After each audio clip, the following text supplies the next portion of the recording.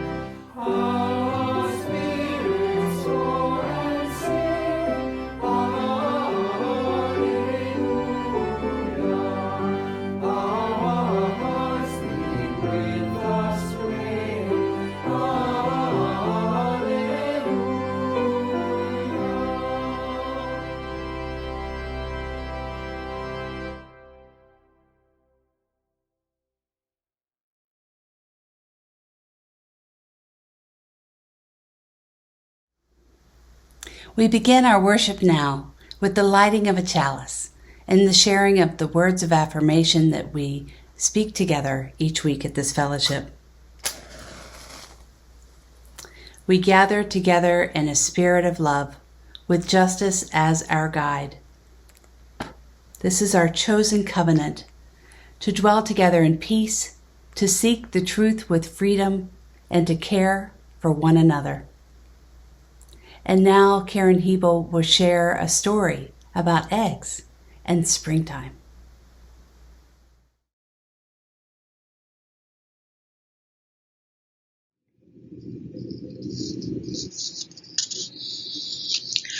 Rodchenka's Eggs, written and illustrated by Patricia Polacco. Babushka lived alone in a dacha, a little house in the country, but she was known far and wide for the fine eggs that she lovingly painted. Her eggs were so beautiful that she always won first prize at the Easter festival in Moscow. Each day, Babushka would take the shell of an egg from her basket and paint it in wonderful designs, using the shapes of stars and flowers, triangles and circles. Through the long, cold winter, Babushka painted.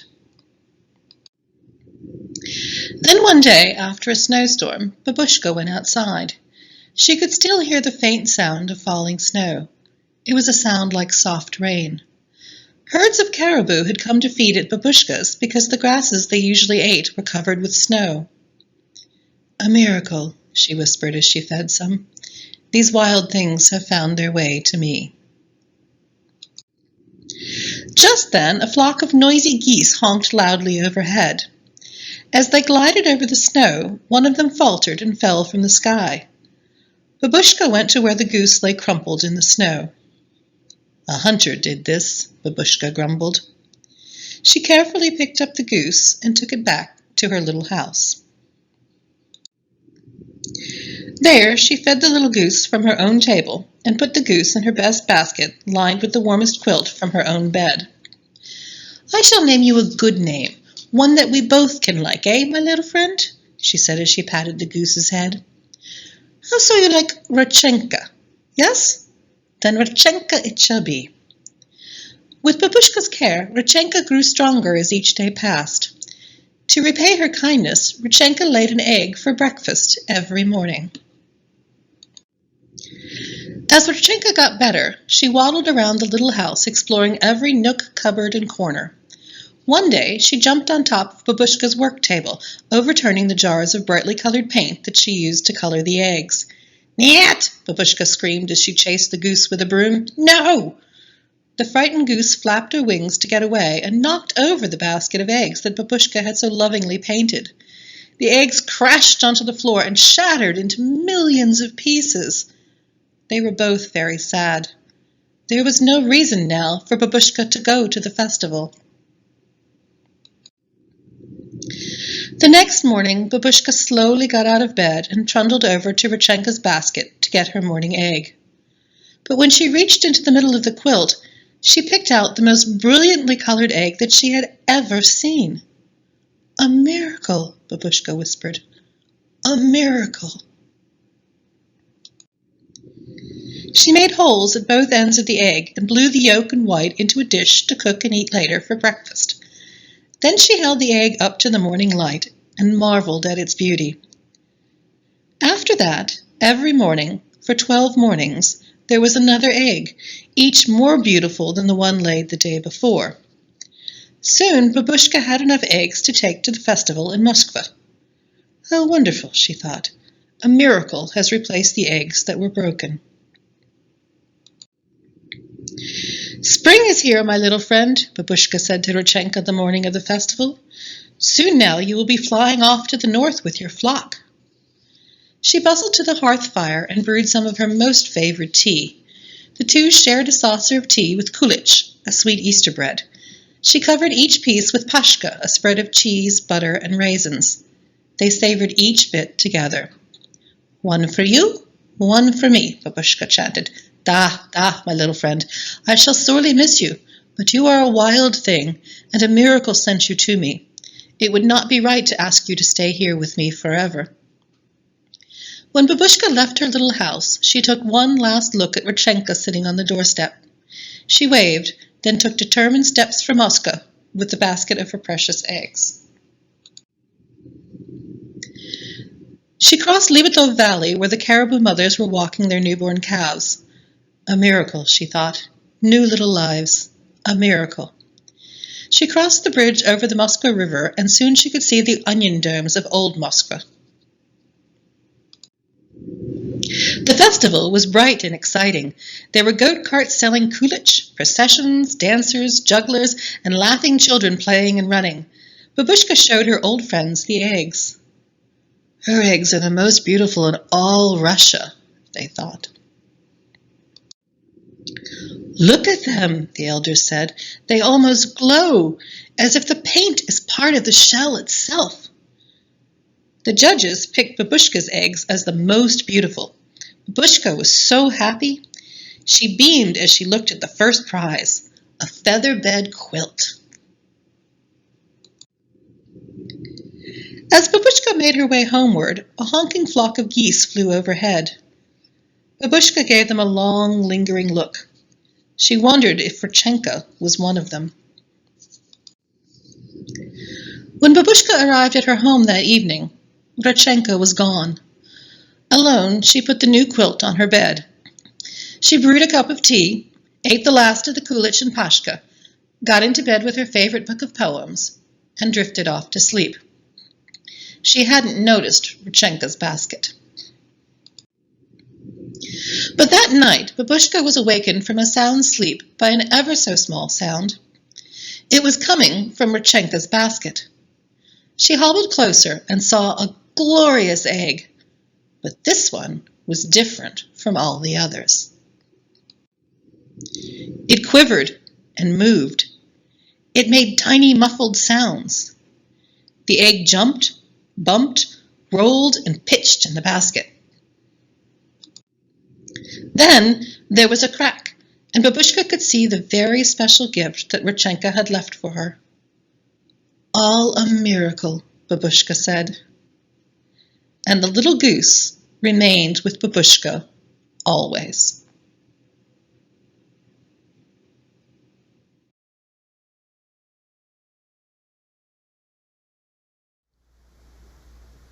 Please join me in the spirit of prayer and meditation. This prayer is from Reverend Richard Gilbert. He writes, "We move in the miracle of this spring and Easter day. Life is straining to change brown to green, to warm the air we breathe, to fill our nostrils with fresh fragrance. We, the skeptical ones, know it is never so simple. Green comes slowly, painfully, painstakingly, in its time. Great northern winds can cut us to the bone, even as we prepare the house for our spring. Nonetheless, we make ready to be surprised by spring. Lying restless within us, despite chill of body and soul, winter has reminded us that life must end in death, that there are times of barrenness and loss, which cannot be denied, only endured. Yet we know the winter, as the spring, is not forever. Always there is change, the changing of the seasons, the changing season of the self. Always there is the patience of the grass, the cautious courage of the flowers, the undaunted human spirit ready for what may come.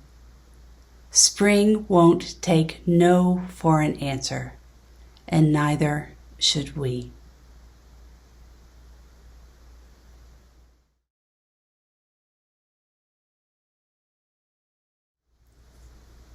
This beautiful morning, this spring morning, this Easter morning, we gather here. Easter in its many forms has been celebrated by many names and in different forms throughout human history. There will always be an Easter. As each new year comes and there is springtime and people wonder about death and celebrate life, there will always be an Easter.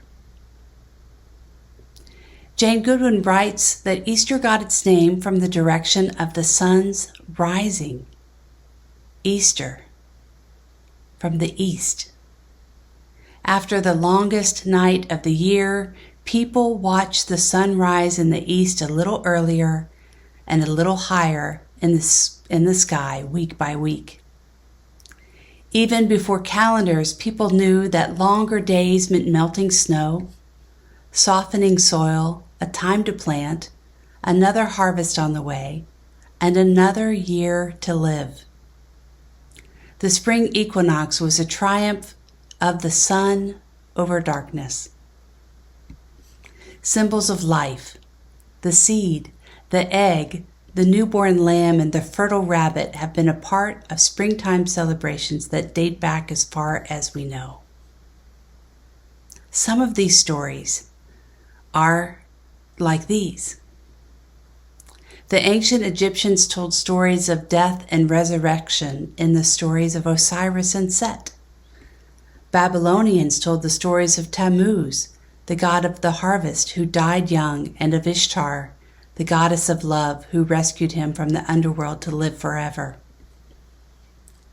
And the ancient Hebrew tribes were neighbors of these lands with the symbolism of these springtime rituals of death and rebirth. And they are echoed in the celebrations of Passover. The egg, the new green leaves, the sacrificial lamb, along with unleavened bread and wine, offer a passage from the old to the new.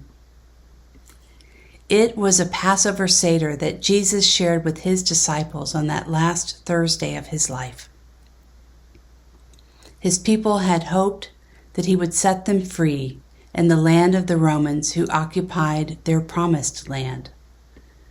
Jesus preached freedom from the old laws. He preached that a new promised land was in one's heart. The Romans, in fear of the power Jesus held, suspected he was going to call his people to an uprising. Hundreds of years after the original Passover, Jesus was killed. People said that God had sacrificed his own son, such as the sacrificial lamb of the Hebrew custom, as they called Jesus the Lamb of God. His followers could not accept his death. As in the ancient stories, love can surely conquer death. He could rise again. In the story of Mary, the ancient story elements were revived as they told of Mary and the other women going to the tomb of Jesus and meeting the angel who said, "He is risen. Why do you seek the living among the dead?" And the new ritual began, followed by generation after generation of Christians. In celebration of Jesus' resurrection, Christians partake of his strength and spirit with the unleavened bread and the wine of that last Seder supper. Thus we are here today celebrating in our own way the return to spring and new life among us. The story of the resurrection of Jesus need neither be taken as fact or reinterpreted to appear scientifically acceptable. It can certainly be left as it is, written in the form of poetry, from the heart of people who were grieving the loss of a beloved leader. In this story, we find meaningfulness still thousands of years later. Recently, I spoke with a friend who I was in seminary with. She grew up in a very conservative Christian community. She lived in a secluded religious compound with very strict rules about religion and life. She said in many ways she was cut off from the outside world, but what she did have was a religious community in which to be grounded in. And her favorite memories were of Easter. She said she would wake with her family early in the morning and they would walk to the top of the hill, and together they would wait for the sun to rise, and that sunrise was the triumph of life over death, light over darkness, and springtime anew. She shared that she and her family wept. They wept for the opportunity to be renewed, together on this day, imbued with such meaning. She did come to a time and a place in her life where she was not able to stay in the community. Her beliefs were not aligned any longer, and she had to leave. After she left, though, many Easters came and passed away from them, and she and I talked this week about her heartbreak and her longing to be with her family on Easter morning. But she felt she could not go with integrity and participate in a ritual that was so far from her current beliefs. We talked about the bigger story of Easter, the celebration of Easter as part of the human story, a story for all time, for all peoples. It is a celebration of life anew that comes after deep grief. I told her that I was planning to watch the sunrise with that in mind. And she shared that she would like to go back and be with her family on Easter, holding the broader story of Easter in her heart, knowing that she could be there alongside her family, believing together in the story of Easter, each in their own way. So she called her grandmother and asked if she could be with her family this year, 22 years after leaving. Her grandmother was moved to tears. "Yes, my dear, please come and be with us. We miss you. We love you. We have always loved you." She is going with an open heart to renewal, knowing that all stories, all myth, come from the deepest place in our hearts, that place of longing for love. That is the core of what religion comes from, the poetry from our hearts. Easter is a story written for everyone who ever felt the sting of death and wishes for something more. Easter is the story for anyone who loves life so much that they pray for more life to follow. Easter is a story for people who can envision a loving divinity that will not be conquered by evil. It's a story of love that never dies, of immovable objects that get tossed aside, of happy endings in a tragic world, of miracles, of faith rewarded and vision restored and hope justified. Easter is our story. Our story here today is another chapter in the old stories of Easter.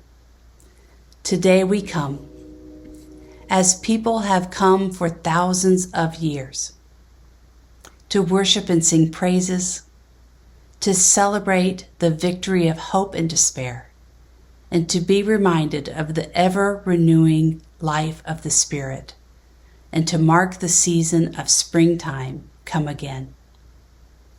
Happy Easter to all of you.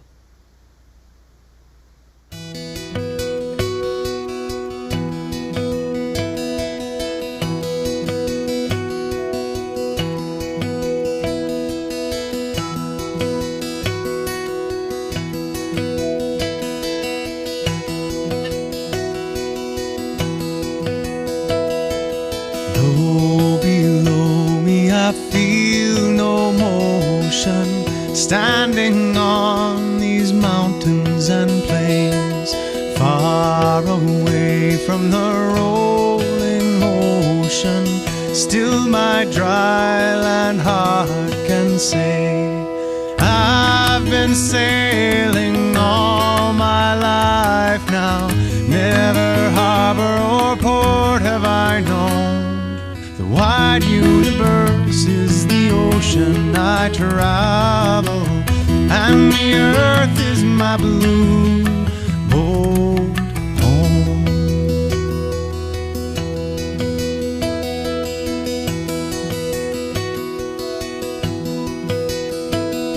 Sun, my sail, and moon, my my rudder as I ply the starry sea, leaning over the edge in wonder, casting questions into the deep, drifting here with my ship's companions, all we kindred pilgrim souls, making our way by the lights of the heavens in our beautiful blue boat home.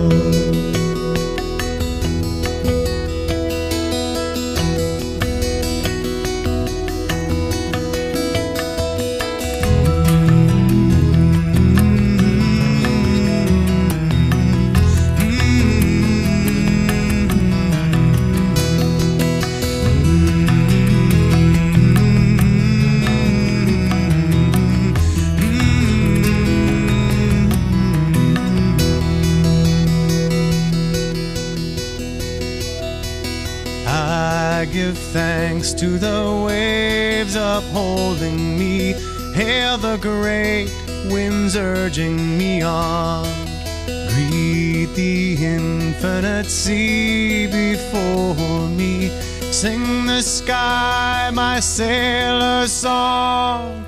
I was born upon the fathoms, never harbor or port have I known. The wide universe is the ocean I travel, and the earth is my blue boat home. The wide universe is the ocean I travel, and the earth is my blue boat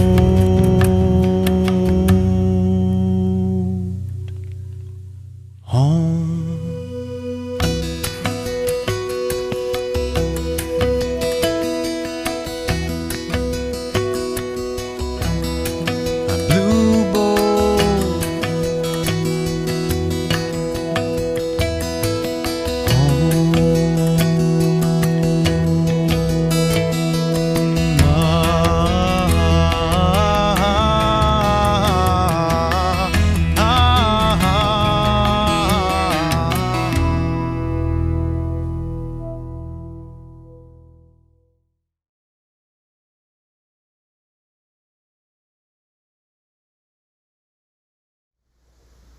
We close our service today with these words.